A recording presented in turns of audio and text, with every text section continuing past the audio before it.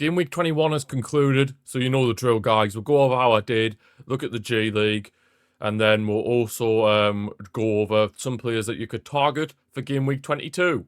Let's do this. So yeah, not the greatest of game weeks, I'm going to be honest, guys. I only got 51 points, 48 was the average, so I've just about beaten the average, which, yeah, you know it's never a good sign, is it? Looking at the team, of course, once it loads, Pickford only got 3 points in Everton's 1-all draw with Wolves, which I thought was very disappointing, considering I went triple Everton as well. Yeah, very annoyed by that. Tarkowski with 4 points, so at least he got us some return. Matty Cash with 6 points, so that's what you'd love to see. O'Reilly only 1 point, very disappointed in that. Rodgers with 3. Semenyo on his last appearance for Bournemouth, getting 6 points, things you'd love to see.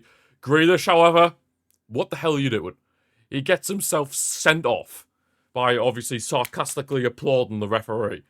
I mean, obviously, I understand why the referee sent him off, because sarcastically applauding, obviously it awards a yellow card, but where's the consistency? Because I've seen, not even just in England, but across leagues across the world, you see referees get like sarcastically applauded, or players demanding that there's a yellow card be given out, yet nothing happens.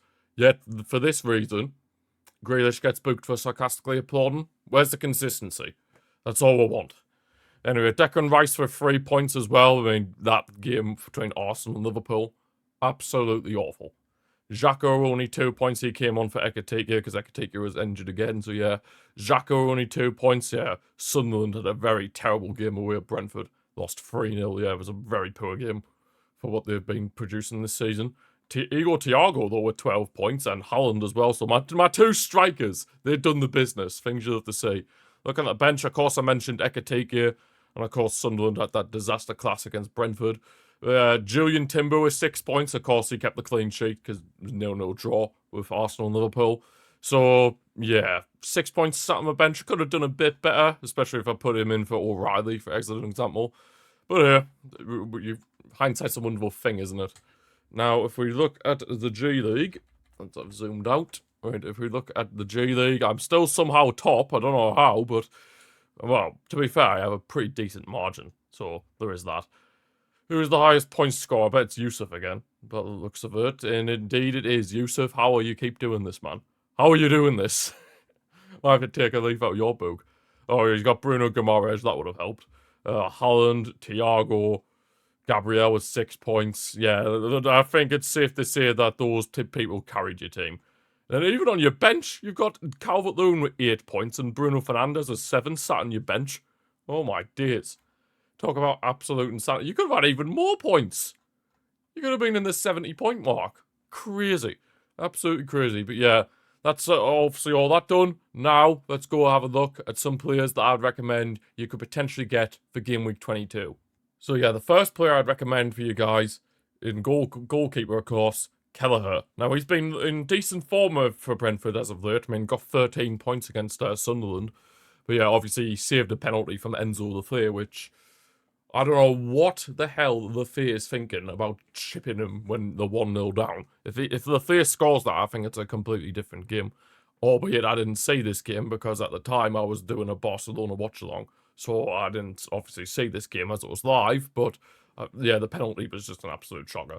But yeah, Kelleher also got 3 saves in the game, a bonus point, and of course kept the clean sheet as well.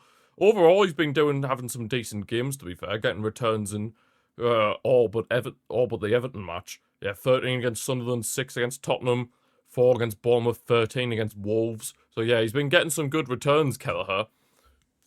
And of course, these next few fixtures might be a bit tough, but we'll see. I mean, Liam Lascines Chelsea up next, so honestly, the way Chelsea have been, I wouldn't be surprised if Brentford managed to do something there. Nottingham Forest at home could be a good result for them as well.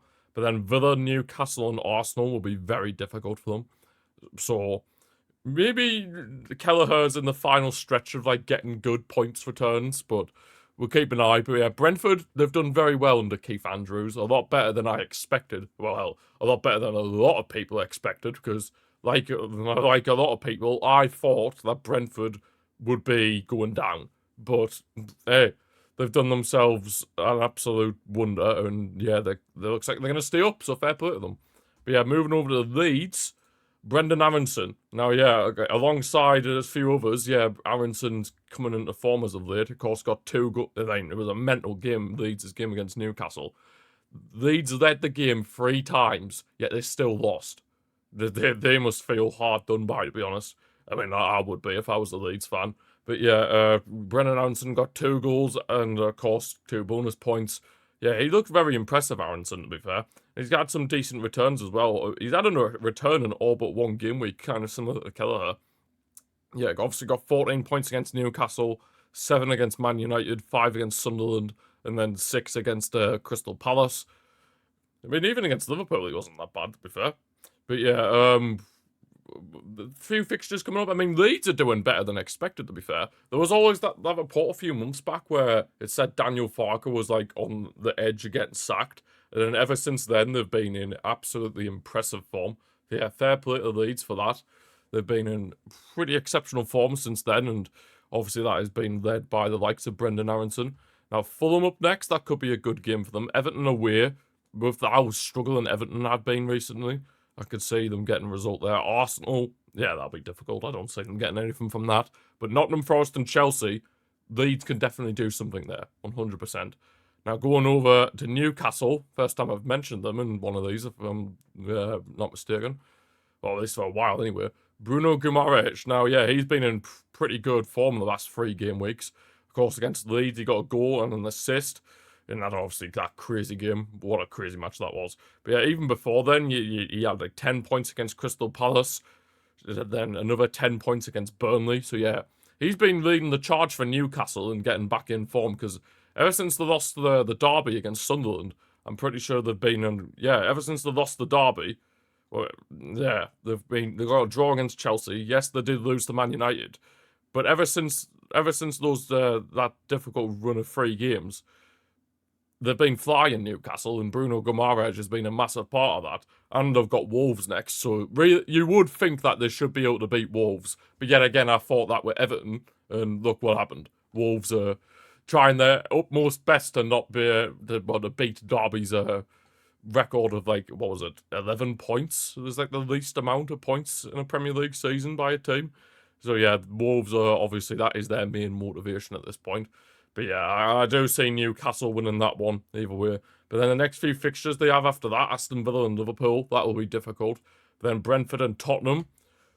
Those 2 fixtures could be handy for them, especially Tottenham. I mean, Tottenham are just an absolute travesty at the minute. There's no 2 ways about it. They thought Thomas Frank was going to improve them, but clearly not. But yeah, finally going back to Leeds, Calvert-Lewin. Yeah, this guy, I don't know what on earth he's been fed over at Leeds, but he is on absolute fire. I mean, he got a goal against Newcastle, which was amazing for him, of course.